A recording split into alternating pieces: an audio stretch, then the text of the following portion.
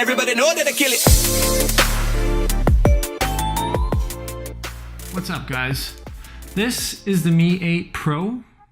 I've been using this phone for about a week now. I bought this for around $700 Canadian, so just over $500 American. Very similar in price point to the OnePlus 6T, which I would say is probably the most comparable phone in this price range. This phone's predecessor is the Mi 8, which is actually very similar to this phone. There's a few upgrades and changes in this model. So in the Pro version, you've got the in-display fingerprint reader, whereas on the Mi 8, you have it on the rear. This also has the transparent glass back and an upgraded cooling system, so you should see a little bit more performance out of this compared to the standard Mi 8. Strangely enough, the battery in this thing is a 3000 milliamp hour battery compared to a 3400 milliamp hour battery that's in the Mi 8. So this should technically have a little less battery life than the standard Mi 8. Looking at the display, you have a 6.2 inch OLED HDR compatible screen. It gets super bright. Outdoor visibility is great. I'd say the biggest downside here is of course the giant notch, which really doesn't leave room for much in the status bar at the top of the screen. As I said earlier, it does have the in-display fingerprint reader, which I found works really well for the most part. It's not as accurate or as fast as a physical fingerprint reader, but I would say 95% of the time it works just fine.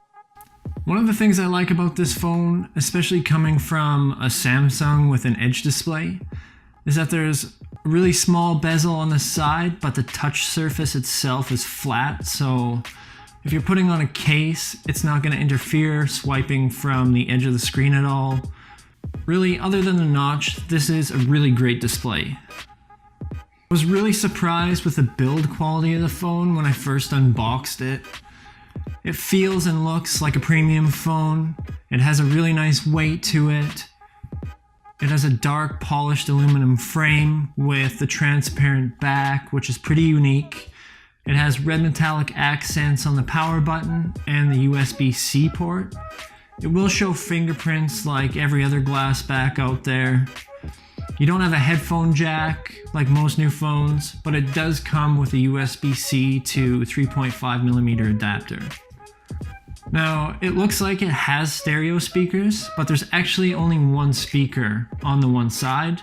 The other side is just for show, I guess. Regardless, the sound isn't too bad for a single speaker. This phone doesn't have an official IP rating, but it is in fact waterproof and dustproof.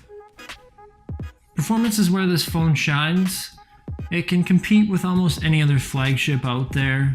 It has a Snapdragon 845 CPU, 8 gigs of RAM, 128 gigs of storage.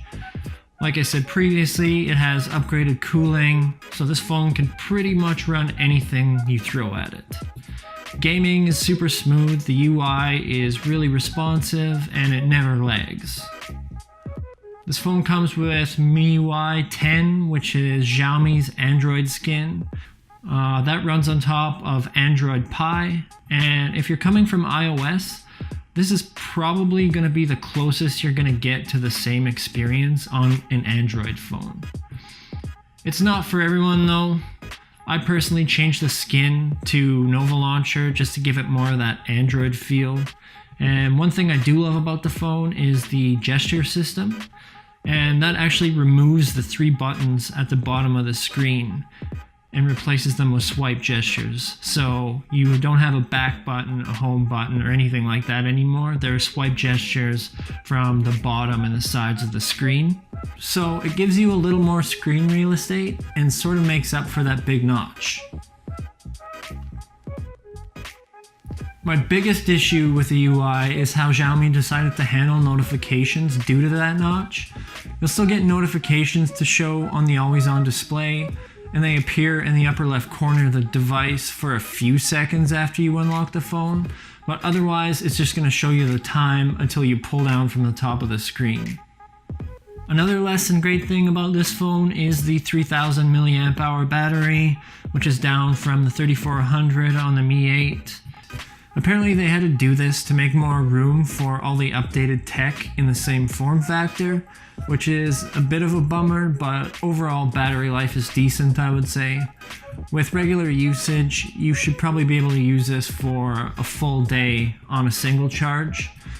It does come with Quick Charge 4 compatibility, although it does only come with a Quick Charge 3 adapter.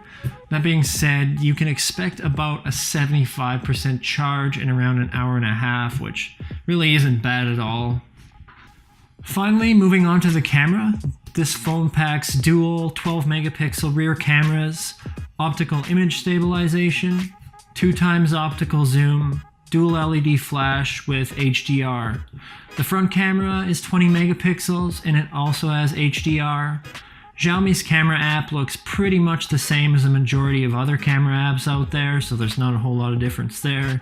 It does come equipped with AI, night mode, portrait, and plenty of other settings, and actually performs pretty well in my opinion. There's a ported Gcam app for this phone as well, and that also works great. I've left a couple images here so you can see the differences between the two. I would probably lean towards using the Gcam app in some night scenes, but in most cases the camera on this phone will keep up with, if not exceed expectations when compared to other flagship devices for sure. Overall, I really like this phone. Now, there is another face unlock feature that I didn't review, and that's because you have to select a certain country when you set up the phone.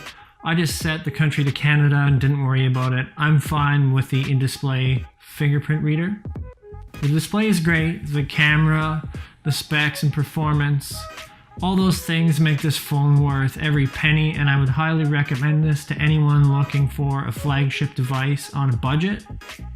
If you're on an even tighter budget, you can look at the regular Mi 8, which again doesn't have as many features as the Mi 8 Pro. It does have a little bit better battery life, but it starts at 6 gigs of RAM and 64 gigs of storage. Or if you want something for the same price as the Mi 8 Pro, but a little bit different, you could also look at the Mi Mix 3, which again has the same internals for the most part as the Mi 8 Pro.